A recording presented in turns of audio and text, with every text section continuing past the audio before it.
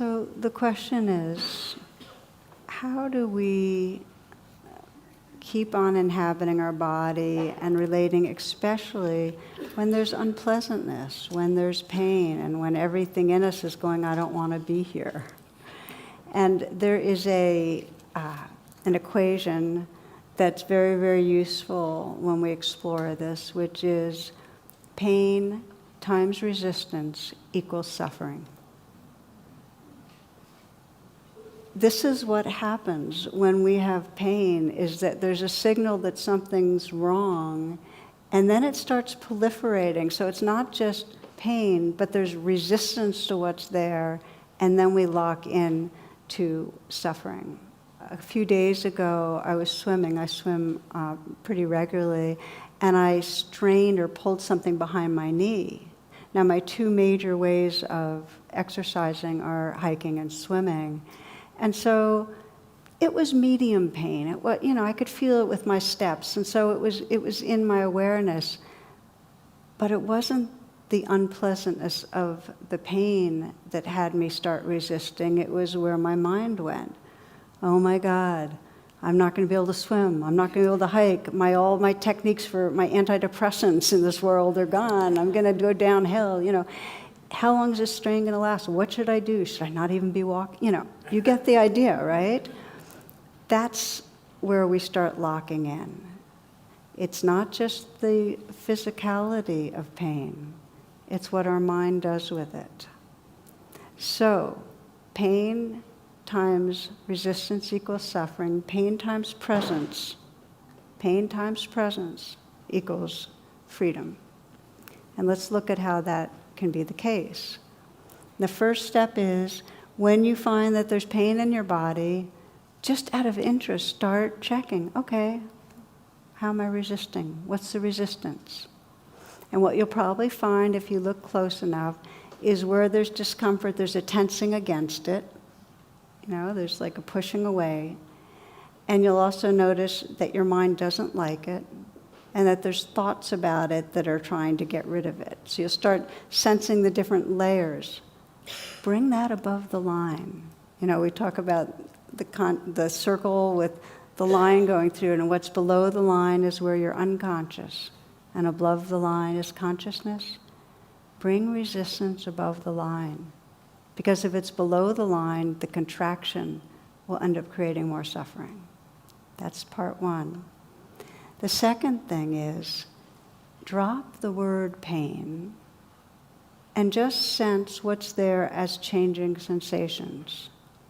And you might even be sitting here right now and feeling your body, and maybe there's an area in it that's uncomfortable, that hurts. The practice is to shift from that fixed concept, pain, to, okay, this is moving sensations, and get interested in seeing if you can feel them, just as we practice with the meditation from the inside out. Can you feel the center of them?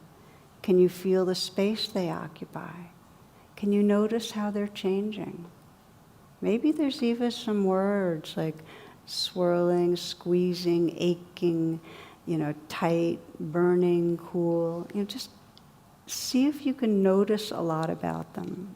And start discovering, as you pay attention that way, this kind of dynamic presence, this space that you can inhabit that isn't so caught in the pain. You're not reacting to it. You become the space of presence.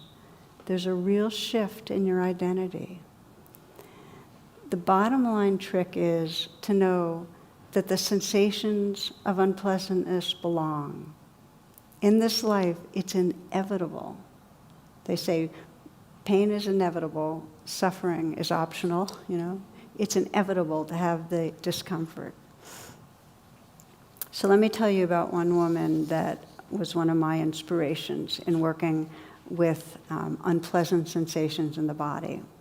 And when I met her, she's 20 years older than me, and she had been a dancer, but between an injury and arthritis and so on, shoulders or knees, she not only stopped dancing, but she did less and less exercise, gained more and more weight, And she became very ashamed of her body, aversive, and whenever there was pain there, it was kind of like a groaning and, I'm going downhill, and kind of pushing it away.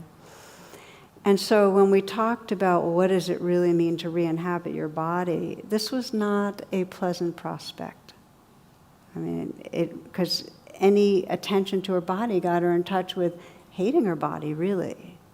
So the work of the practice was to notice the layers of the resistance, not liking my body, not trusting my body, feeling betrayed by my body. When pain comes up, it's only going to get worse, this arthritis. All the thoughts and all the ways that she tensed against and pulled away. And her practice became to kind of undo the resistance, just to say, it's okay, this belongs. In other words, whatever the waves were there, the waves in her mind, the waves in her body, the unpleasantness, this belongs. Now the power of saying this belongs, or I sometimes say this too, is every time you say it, there becomes more space for what's there. And when it becomes really a very ongoing wise response, there's more and more of a sense of resting in the space that can include what's going on. So she kept saying, this belongs, and shifting from pain, arthritis, and the story to just sensations. Okay, burning, tightness, pressing, squeezing, and noticing how they change and softening around them. That's one of the really powerful things you can do when there's discomfort, is to soften around and sense the space around the discomfort. And so she started getting the knack of being able to inhabit her body, the different parts of her body. She started with where it was easier. Her feet. Her feet were not in pain. She could just feel, and you might feel it right now again, that you can bring your awareness inside the feet and inhabit the feet. And although she had a little arthritis in her hands, she was able to inhabit her hands and then start spreading that awareness through her body. And what she started discovering was a sense of this very alive presence inside, a sense of vitality. She became more vibrant, and a real sensitivity to energy flows. And just to move forward on the story, she began to teach children dancing.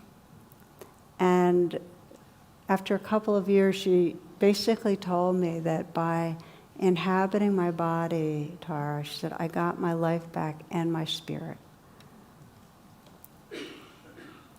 It doesn't matter that there's pain. What matters is how we work with it, how we relate to it.